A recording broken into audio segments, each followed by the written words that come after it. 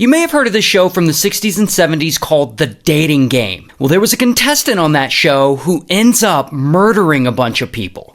Now, the contestant's name is Rodney, and Rodney's 25, he's an Army vet living in Los Angeles, and bro is an absolute psychopath, just for no reason. Like one day in 1968, he sees this 8-year-old girl walking alone, and he pulls up and he's like, "Hey, wanna ride to school?" And she gets in his car, and instead of taking her to school, he takes her to his apartment. And there, he does horrible things to her that I won't get into. But after this, police are looking for Rodney, and the FBI ends up putting him on the most wanted list. And so Rodney has to go on the run, and he goes from Los Angeles all the way to New York. And there, he changes his identity, and he changes his name, and he ends up going to film school at NYU. But Rodney isn't about to change his ways. I mean, he's still a psychopath. Because a few years later, he meets a nice woman, and she's moving into a new apartment. And Rodney offers to help her move some furniture. And once he's inside her apartment, suddenly, bam, he attacks her. And he strangles her with a pair of nylon stockings until she's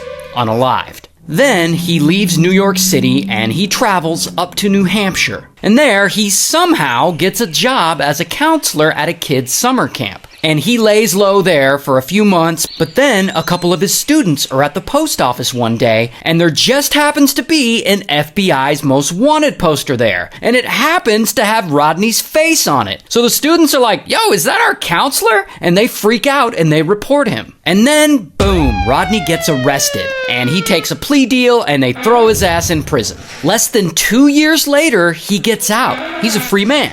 But only 2 months after he's out, he approaches a 13-year-old girl while he's in his car, and he offers her a ride to school. And he ends up doing terrible things to her, and he gets caught, and he gets thrown back in prison again. And then 2 years after that, he gets out again. And he travels from California back to New York City. And there he meets another nice woman, and he offers to take modeling photos of her. Like, "Hey, you look like a model, I want to take your picture." And she agrees, and once they get alone, he ends up attacking her and unaliving her.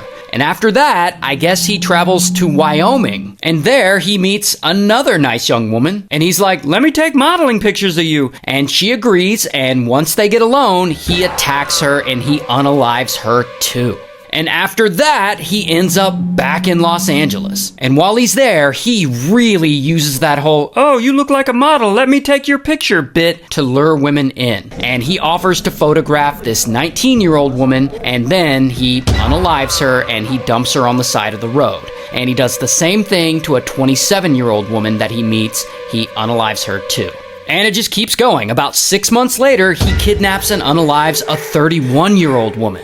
Now, at this point, the dude's gotta feel unstoppable. I mean, he just keeps SAing and attacking all these random women, and it's so easy for him. He just asks them if he can take modeling photos of them, and they agree. And then he gets them alone, and then bam, he attacks. In fact, he's so confident that he'll never get caught, he decides to put himself out there more. And he auditions for a TV show, The Dating Game, which is apparently the first reality dating TV show ever. And so Rodney auditions for this show, and he's a handsome enough guy, and he makes a decent first impression, and so the producers cast him. I guess they just don't do background checks on these things. Now, if Rodney wins this show, if he beats out all the other bachelors, the prize is he'll get to go on a date with the bachelorette, which means he'll get her alone with him. And we've seen what he does to women when he gets them alone. And so the day comes, and it's time to tape the show. And Rodney goes to the studio, and he's all ready, and they call him out on stage. Bachelor number one is a successful photographer who got his start when his father found him in the dark room at the age of 13, fully developed. In takes, he might find him skydiving or motorcycling. Please welcome Rodney Alcala.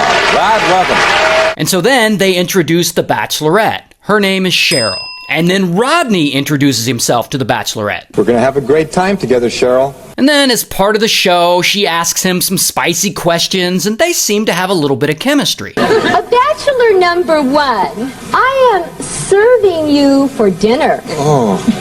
What are you called, and what do you look like? I'm called the banana, and I look really good. Can you be a little more descriptive? Peel me. Gross. So anyway, ultimately, Rodney ends up winning the game as Cheryl chooses him for the date. Well, I like bananas, so I'll take one. Number one. That's your number one. All right. Say hello to Rodney Alcala. Rodney, come on and say hello. Congratulations, Rod. You did it with the one answer. And so the show ends, and then the contestants, they go backstage. And Rodney is there, and Cheryl is there, and they're like chatting, and I guess he's trying to like riz her up or whatever. But for whatever reason, Cheryl starts getting really weird vibes from him. I imagine he comes across as creepy. And so later, she ends up telling the producers that, I don't want to go on a date with that guy. He seems weird. And so the producers, they end up canceling the date, and she doesn't end up going out with him. Lucky her. Because not long after that, he goes right back to assaulting random women. He goes to the apartment of a 21-year-old college student, and bam, he SAs her and he unalives her. And if you're wondering how long this guy's gonna keep going, finally, Rodney ends up screwing up. Because one day, he meets two 12-year-old girls at the beach. And he's like, hey, let me take modeling photos of you. And I'm not sure if they end up taking the photos, but a bit later, he spots one of the girls alone. And she's riding her bike to class. The girl's name is Robin.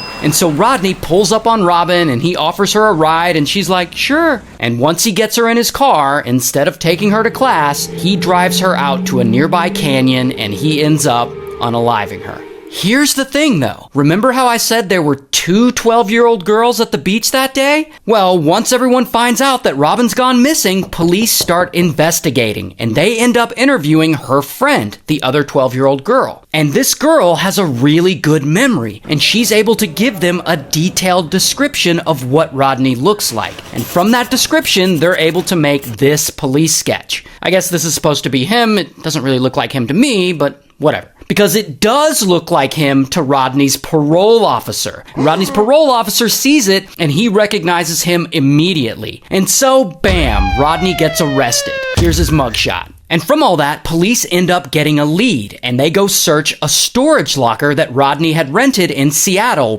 for some reason. And so they search this storage locker, and they find hundreds of modeling photos that he had taken of women. Some of them were women that he later ended up murdering. But most importantly, they find a bag of jewelry, and in that bag are the earrings that belong to Robin. Earrings she was wearing the day she disappeared, and this is evidence that they end up using against him. And so Rodney goes through several different trials and appeals, but eventually he gets found guilty and he's sentenced to death. And by the way, they actually think he may have murdered as many as 130 women. 130. But they can't prove them all, so he was only convicted of a few. Anyway, before they can put Rodney to death, he ends up dying in prison of a heart attack.